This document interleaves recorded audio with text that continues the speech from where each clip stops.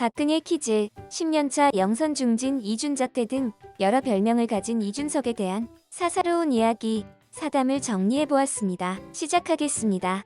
배움을 나누는 사람들, 줄여서 배나사는 2007년 설립된 대학생 비영리 교육봉사단체로서 기초생활수급자, 차상 위계층 등 교육의 기회가 적었던 중학생들을 대상으로 교육의 기회를 제공하기 위해서 만들어졌다. 이준석은 대학을 졸업하고 군복무의 일환으로 산업기능요원으로 근무하던 중 퇴근 이후 비영리 활동을 해야겠다고 마음먹었고 이후 서울과학고 동문 10여 명과 함께 배나사를 만들었으며 지금까지도 대표 교사직을 맡고 있다. 용산구 소재의 중학교 교실 한 칸에서 시작하였으며 현재는 수도권, 충청도, 부울경 등지에서 교육장을 운영하고 있다. 2011년 11월 배움을 나누는 사람들을 방문한 박근혜와의 인연으로 다음 달인 12월 최연소 새누리당 비대의원으로 발탁되었다.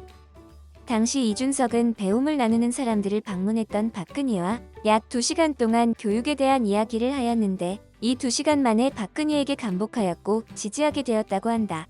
이준석은 원래 정치를 할 생각은 없었다고 한다. 새누리당 비대위 시절 중앙일보의 인터뷰에서 밝히길 2004년 유승민 의원실에서 인턴으로 일한 적이 있었는데 정치에 관심이 있어서가 아니라 방학 기간을 활용해 당시 당산동에 살던 여자친구 집에서 가까운 곳에서 일을 하고 싶어 무작정 일을 찾았는데 그게 의원실 인턴이었다고 한다. 인턴 기간 중 어깨너머로 국회의 모습을 보며 거부감을 가졌다고 한다. 당시 열린우리당이 최초로 과반을 차지하였고 한나라당이 시위하고 농성을 하고 있을 때였는데 팩스를 뽑아 정리하던 일을 맡았던 이준석은 팩스 내용 대부분이 어느 의원실에서는 김밥을 준비하고 다른 의원실에서는 생수를 준비하라 이런 내용뿐이었다고 한다. 이때까지만 해도 이게 말로만 듣던 정치판이구나. 나는 절대로 정치하면 안 되겠구나 라고 생각했다고 하였다. 이준석이 서울과학고 재학 시절 교내 컴퓨터가 너무 낡아서 못 쓸 지경이었는데 마침 2002년 부산 아시안게임에서 사용되었던 컴퓨터들이 처분된다는 이야기를 듣고 후원업체인 삼성전자 홍보팀에 전화를 걸어 그 컴퓨터들을 서울과학고에 기증해달라고 집요하게 부탁했다고 한다. 12차례의 스토킹에 가까운 전화 끝에 약 2천만 원어치의 기증을 받아냈다고 한다. 이때 이준석은 내가 무엇을 시도하면 세상을 바꿀 수도 있구나라는 것을 느낀 중대한 사건이었다고 한다. 게다가 하버드 대학교에 지원할 때 이 사건을 에세이로 써서 제출하였는데 덕분에 좋은 성적을 얻어 합격할 수 있었다고 하였다. 이준석은 페이스북의 창시자인 마크 주커버그와 하버드 대학 동문으로 인연이 있다. 하버드 대학교 재학 시절 페이스북에서 이메일을 받은 사람 중 한 명으로 아마 세계에서 38번째로 페이스북에 가입하였다고 한다. 당시 페이스북 초창기 개발자인 주커버그와 앤드류 맥컬럼 등에게 한국에는 싸이월드라는 훌륭한 SNS가 있고 페이스북은 망할 것이라고 메일을 보냈었다고 한다. 하지만 불과 4달 만에 전교생이 쓰기 시작했고 이때 사업은 이런 것이구나 라고 생각했다고 한다. 2011년 10월 26일 재보궐선거 이래 중앙선거관리위원회 홈페이지에 디도스 공격이 가해져 약 2시간 동안 홈페이지가 마비되는 사건이 발생하였다. 이 사건은 최구식 한나라당 수행비서관인 공현민의 단독 범행으로 일단락되었는데 사건 발생 후 이준석은 디도스 국민검증위를 구성하였고 당시 딴지일보의 총수였던 김어준의 영입을 추진하였으나 김어준이 이를 거절하였었다. 거절한 일화가 꽤나 재밌는데 김어준이 방송에서 밝히길 이준석에게 문자가 왔다고 한다. 이준석입니다. 디도스 조사 함께 하시죠. 라고 문자가 왔는데 김어준은 그냥 일반인이 보낸 문자라고 생각해 구구절절 설명하며 거절 답장을 보냈다고 한다. 그런데 나중에 디도스 공동조사 제안을 거절했다는 식의 기사가 나오고 그제서야 김어준은 그때 연락이 왔던 이준석이란 사람이 한나라당 비대의원인 것을 알게 되었다고 한다. 이준석은 초등학교 때 아버지를 따라 인도네시아에 갔다가 인도네시아 화교학살 사건에 휘말려 죽을 뻔한 적이 있었다고 한다.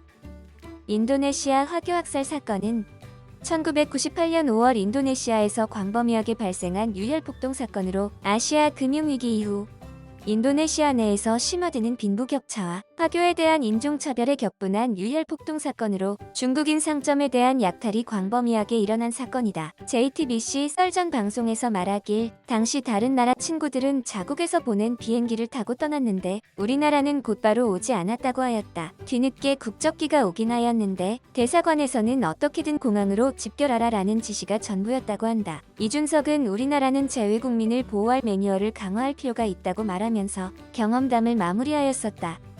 이준석은 자신의 명문대 이력이 너무 좋다며 100억을 줘도 바꾸지 않겠다고까지 이야기한 적이 있다. 명문대 타이틀로 인해 여러 혜택을 봤었는데 특히 배움을 나누는 사람들 봉사활동을 할 때 명문대 득을 톡톡히 받았다고 한다. 예를 들어 가르치던 아이들이 말을 듣지 않아 부모님께 전화에 힘들다고 이야기하며 하버드 대학교 출신이라고 밝히면 학부모님들이 아이들을 따끔히 혼을 냈고 다음날 아이들 학습 태도가 달라졌다고 한다.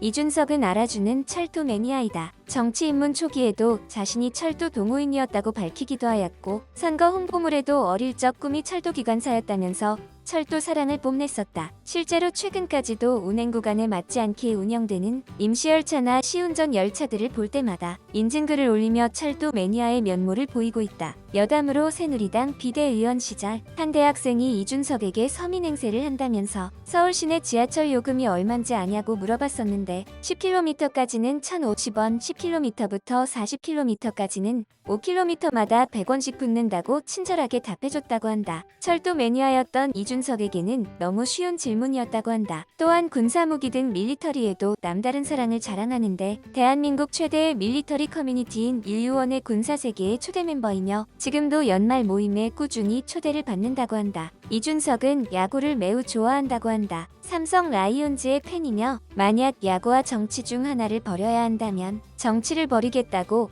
SNS에 글을 올리기도 하였다. 물론 지금은 야구를 버릴 것이라고 한다. 이렇다 보니 자신의 생각을 야구에 빗대어 표현하기도 하는데 21대 총선을 앞뒀을 때는 유승민, 김종인, 황교안의 행보를 선동열 1루수, 이중범 투수, 배영수 4번 타자 등으로 비유하기도 하였다. 최근 2021년 당대표 예비경선에서 1위를 한 날에는 김용태와 함께 삼성 라이온즈 경기를 직관한 것을 페이스북에 올리기도 하였다. 여담으로 본인이 수도권에서 직관하면 필승, 대구에서 직관하면 필패한다는 징크스가 있다고 한다.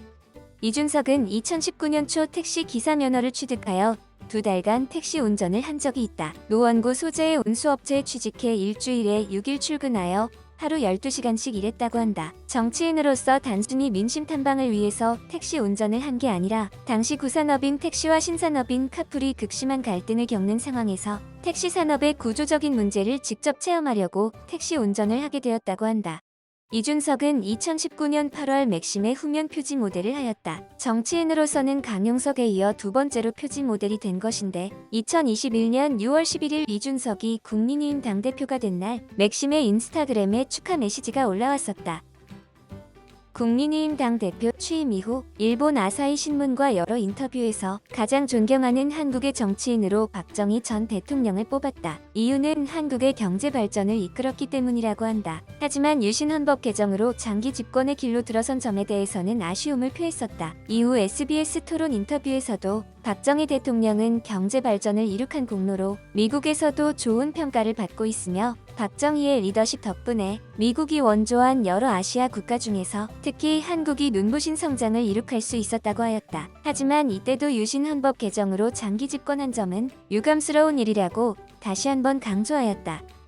2021년 6월 13일 이준석이 서울시 공공자전거인 따릉이를 타고 국회로 첫 출근한 것이 화제가 되었는데 이때 헬멧을 쓰지 않고 탄 것이 논란이 되기도 하였다. 이후 이준석은 YTN 라디오 방송에서 해당 논란에 대하여 답하였는데 공유자전거에 대한 헬멧 착용 의무는 실제로 사문화된 조항이며 공유자전거를 타기 위해 헬멧을 들고 다녀야 한다는 것은 과잉 규제라고 답하였다. 실제로 도로교통법에 따라 2018년 9월부터 자전거 탑승 시 헬멧 착용이 의무화돼 있기는 하나 이를 지키지 않는다고 처벌할 수 있는 규정이 없다. 게다가 서울시에서는 따릉이 대여소 옆에 헬멧을 놓고 헬멧 대여 사업을 시범적으로 실시하였으나 착용률이 저조하고 헬멧 도난 분실로 인해 약 3달 만에 취소되기도 하였다. 또한 걸어도 되는 거리를 왜 굳이 따릉이를 타고 오냐는 지적도 있었는데 이에 원래 따릉이는 가까운 거리를 이동하라고 만든 것이라고 대답하였다. 이후 현재는 전기차 아이오니고를 이용해 국회로 출근하고 있다.